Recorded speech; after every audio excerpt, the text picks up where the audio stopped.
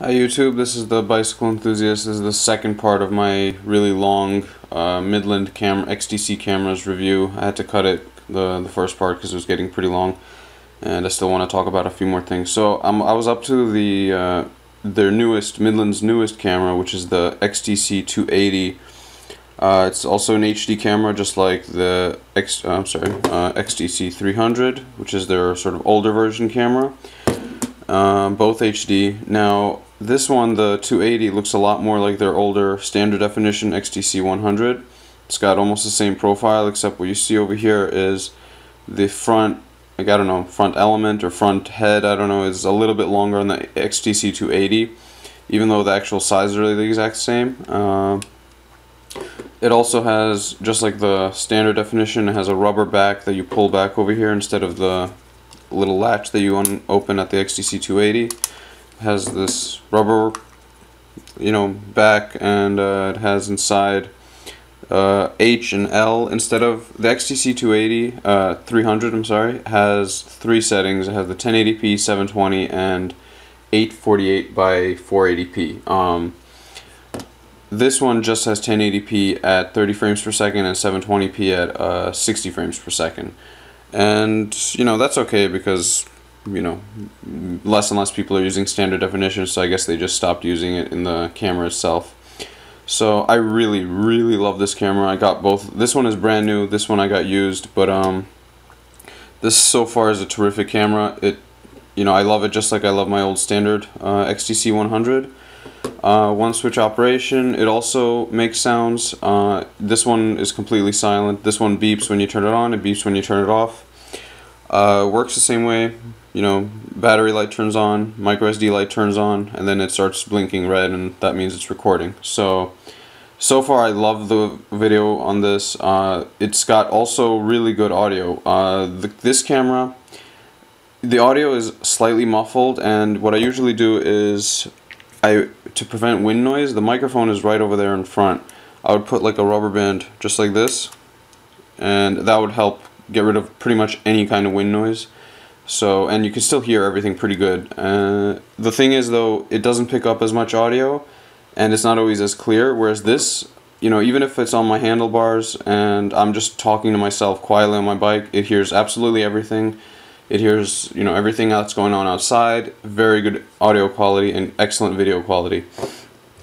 Compared to the XTC300, this also has really good quality, but it's a little hazy. Slightly hazier than this. This just looks way sharper. Maybe that's because they say it has image stabilization. I thought that was just sort of like a marketing thing. I thought they were maybe lying about that, but it does have noticeably better quality than this one, but they're both really good quality. But if I had to get another one, I would definitely buy one of these again. And it's actually cheaper. This I got for about $100 also on eBay with shipping, but on Amazon you could get it for like $114. So if you want to, if you have ever any troubles with returns, it's a lot safer on Amazon. So I prefer to get things on Amazon. I just didn't know they had it that cheap. Normally they sell it for like $150, $170. This one I haven't seen anywhere cheaper than like $150, except for when I got it, which was for $100, which I got really lucky with. Again, it has the Midland dual rail mounts over here, so any mounts for Midland, it'll slide into these little sort of indents, and it'll work for the goggle mount and any other mounts that you can get. Now I'm going to talk a little bit about the accessories, what you get with them. So for the XTC100, you don't get anything except the 4 mounts and a USB cord. It doesn't charge because you have to get your own rechargeable batteries like I showed in my first video. And it doesn't come with the submersible case. I had to buy this for about $20, I think, on Amazon. But the case is great. And, it has the tripod mount again. It has the dual rail mount. So basically it's the same as having the camera, except obviously this could go underwater. And it's, if you want to use it for really sort of dangerous rides or something on an ATV, this would add some protection. Sorry, a little interruption there. So anyway, as I was saying, this is a really good submersible case. I took it, I've swum with it, I've thrown it in the water, and I'm pretty sure it floats. I've tested it in the ocean, and I just let it drop. I had something, I'm nearby, so I could grab it if anything. So if it floats, you know, it won't sink straight to the bottom if you lock it properly. On the back it has an O-ring over here and this soft padding which pushes up against the camera. I'll just show you. You know, goes in and it's set. I've even like just, you know, I've thrown this in the snow just to see if it would keep recording, and it does. And you know, the snow is soft, but still it takes impact to hit the ground anyway. So the case itself is pretty strong also.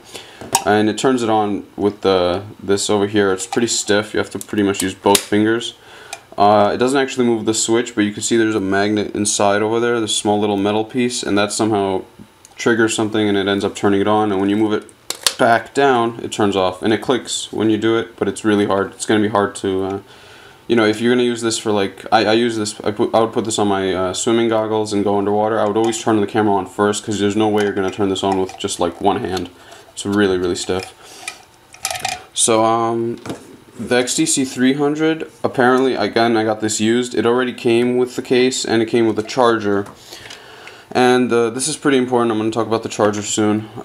So for the submersible case, this is a flat dive port. Apparently that's supposed to make it clearer underwater. It increases the sharpness or contrast. I don't know. I haven't tried this underwater yet. I will. But same exact design as the XTC one, except this is much bigger.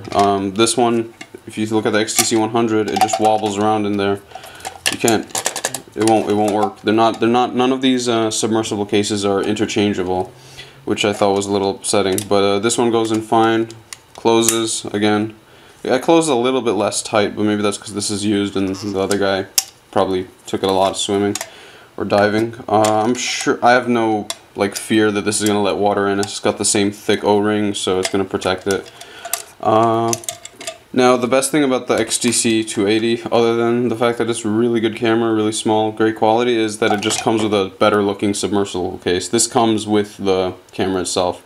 And the only difference is it's black, that's it. And it is also slightly different. And again, I said none of them are interchangeable. Because if you look, this part right here is bigger because the front over here is bigger. And so you can't buy the case for the XTC100 and use it for the XTC280. This one is smaller, so nothing is interchangeable again. And if you lose this really cool looking black submersible case, I don't know, it just looks a lot better. It looks a little more military. You're stuck, because I'm pretty sure they don't sell these separately. They've only been selling them with the cameras. So it's a good looking case. Again, closes really tight. I'm sure you won't have any problems with it. Now, these two cameras, the XTC280 and 300, are both have their own rechargeable batteries. I think this one has a 900 milliamp, this one has 1100 milliamp. And the 300 came with a USB cord and an adapter. Now, the important thing about the adapter, the 280 does not come with an adapter, so and I didn't know how to charge it. I have my own adapter from Anker, and it has 5 ports, and it has 5 different amp outputs, and I was charging the 280 on the Android amp, and I don't know if you can see it on the camera, but it has like different amp outputs, and it was blinking irregularly. It was like blink, then 10 seconds, then 30 seconds, and it would turn on again, and I didn't know what was going on. It was not charging the camera. After like 5 hours, I took it out, tried to record something, and the battery is dead. So when I got this camera, I looked at the amp reading, and it is, can't see it on the camera, but the output is 5 volts and 1.2 amps, 1.2. So in order to charge these cameras, I put it on the iPad setting, which lets out 2.1 amps, so that's more than enough, because it's always safer to go over amp than under amp. If it's under amp, then it'll malfunction and it won't charge properly. If it's over, it'll only use what it needs. So if you get this camera, you have to know that you need an adapter that lets out at least 1.2. You know, go for 2. Anker has plenty of cool stuff, so you could just get one of their 2.1 adapters or something like that. Okay, sorry I had to make another cut in the video. This review is kind of taking forever, so I just want to wrap everything up, make sure I got everything covered possible about these cameras. And the last thing I wanted to mention is that these also could be pretty good dash cameras, and that really only applies to the HD ones. These are the only ones that actually could see license plates from any discernible distance, and at the same time you can keep these charged in your cigarette lighter charger at the same time. So they'll record until they fill up the battery. You can't really use the XTC100 standard definition camera for dash cams. It doesn't see license plates very well. It doesn't make, you can see the car, but you can't see the plate. You may not see any other details. So this is not really a great dash camera unless you're just doing it for fun, not for insurance or legal purposes like that. And one more thing, they don't come with car chargers. Neither of these do. This one, the 300, comes with the adapter, but not the car charger, none of that. This doesn't come with a car charger either, or the adapter. I do have this Anchor car charger, which has 2 slots, and each one lets out 2.4 amps maximum. So and it has like a little arrows that say which one is Apple, which one is Android. For the Android one, it'll drop down to like 1.1 or 1 amp, I think. But I had plugged in these two cameras into the Apple slot with the USB cord, and it was charging them and it was recording at the same time. So again, because it doesn't come with actual adapters, at least this one doesn't, you have to know exactly how much amps you need in order for these cameras to actually charge. And the way I knew that is because this one did come with the adapter and it said 1.2 amps, so I assume you need at least 1.2 amps. Just to sum it up, I think the best camera so far is their newest one, which is the XTC280, and it's small, sleek, doesn't have a big round lens, even though maybe you like that on this camera, but it's, it has a nice cool submersible case, stiff, got two options. You don't really need the standard option, the standard definition. It has the 720 and 1080, nice rubber back, rechargeable battery. I think that's it. I've covered pretty much everything possible about these cameras, so I hope you enjoyed the review. Took a while to make, had to stop a lot, and rate, comment, subscribe, like it. Thanks a lot, take care.